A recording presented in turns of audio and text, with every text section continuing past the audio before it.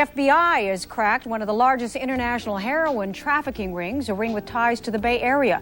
Agents in New York have seized more than 800 pounds of heroin hidden in small tires and $3 million in cash, too. At least 19 people were arrested in 4 different cities, including San Francisco. The FBI says that ring was run by suspects from Hong Kong, Singapore, and Taiwan. One Bay Area man was arrested for his alleged role in that operation. Xu Ching-hum pleaded not guilty in federal court in San Francisco today. 100 FBI agents and New York City police. It was the biggest heroin bust in American history.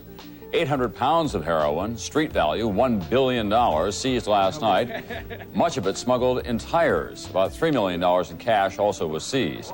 FBI officials said the raid put out of business a Southeast Asian drug ring that has been operating in the States for 2 years now. 17 arrests have already been made. 14 more are expected shortly.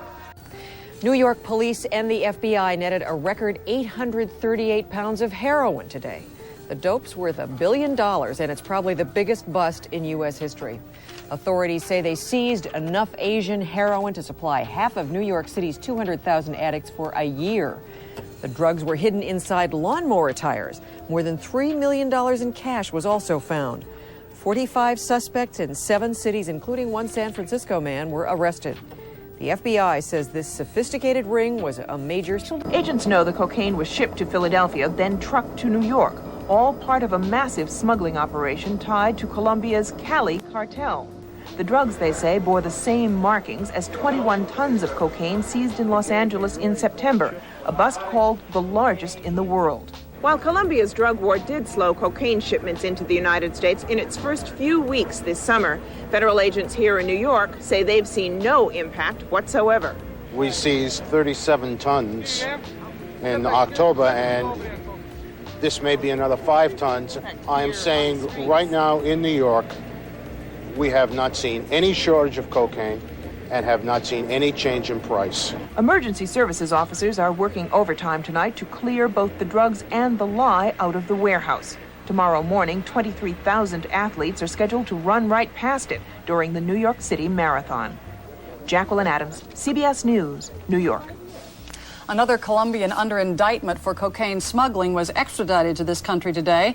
Guillermo Juan Bueno Delgado is the 6th Colombian brought to the United States to face charges since August, when Colombia launched a new war on drugs. Reports on what was done to outdeal the dealers. It was an international sting operation by U.S. drug agents. We were posing as transporters of cocaine into the United States. A 9-month undercover investigation that took agents to Colombia, Venezuela, Miami, and New York. The result?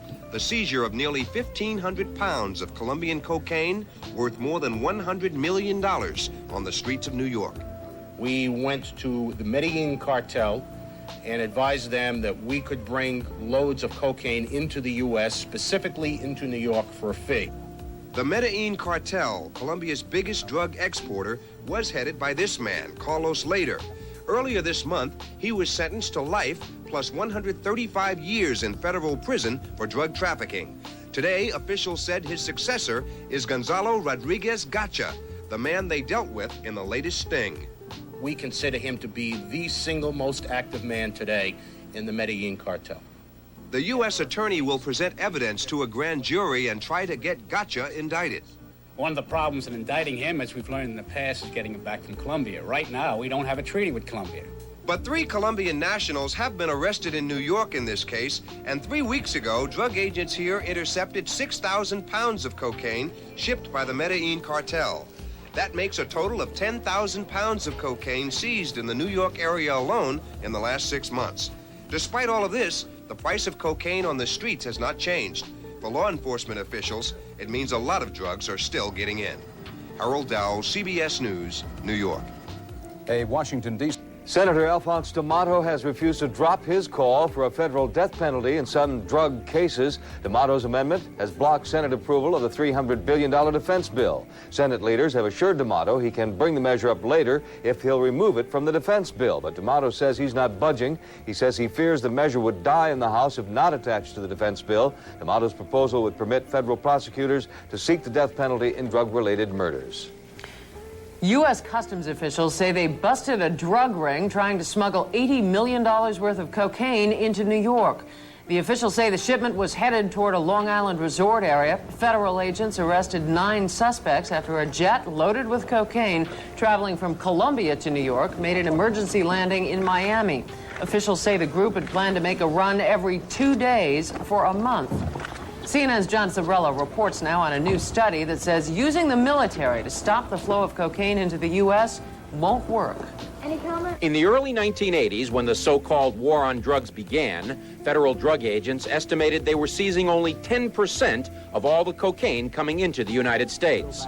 5 years and billions of dollars later, the estimate is still 10%. You see very large seizures taking place in the 3 and 4 ton category, and virtually no effect on the market. The price of cocaine does not go up. Cocaine, to me, is like wheat. It's a crop, it's a product. The reason drug interdiction has not become more successful, according to a report by the Rand Corporation think tank, is that drug smugglers adapt. For that reason, the study says that using the military to seal the borders would not work. So in the beginning, you see a apparently big impact of the new interdiction method, whatever it is, but over time that effect tends to go away as the smugglers figure out the ways around it. Drug agents say the military would help the problem, but it wouldn't solve it. Any approach is welcomed because, after all, we have 2 choices. We can, as I say, do something or do nothing. 80% of all the cocaine entering the United States comes through South Florida. Agents here know too well how smugglers adapt. In 1987, they seized 68,000 pounds of cocaine. In one instance, 3,000 pounds of cocaine were found welded into the steel walls of cargo containers. At the Fort Lauderdale seaport, 8,000 pounds were stashed in wood planks. In other instances, thousands of pounds of cocaine were hidden in freezers shipped into Miami International Airport and in machine pulleys off a commercial plane from South America. The military could do little to stop these major shipments. Privately, some drug agents and Justice Department officials say the United States shouldn't throw another nickel toward interdiction. The hundreds of millions of dollars, they say, could be better spent on drug education programs. John Zarella, CNN, Miami. This bite out of the drug trade in America's heartland with one of the biggest busts on record in the Midwest. Chicago police raided a garage on the city's southwest side, finding about $5 million worth of coke and heroin. The 247 pounds of heroin was the most ever confiscated in a Chicago drug raid. A Canoga Park, California man is under arrest, accused of being a drug wholesaler. A police officer in Oakland turned a neighbor's tip into a $22,000 rock cocaine bust. It all started when the angry neighbor called police to complain about drug dealers in front of a local grocery store. When Officer John Hasselmeyer arrived at the store yesterday, he found a key to a motel room on one of the suspected dealers. No one inside the room, just 1,100 bags of rock cocaine. All their cutting and packaging material was still there, the razor blades, all the individually wrapped Ziploc bags, and larger bags with notations in them of how many were in each bag, and then little slips of paper all over the room indicating some form of accounting. We're hearing stories like that more and more often these days, citizens teaming up with police to crack down on crack dealers.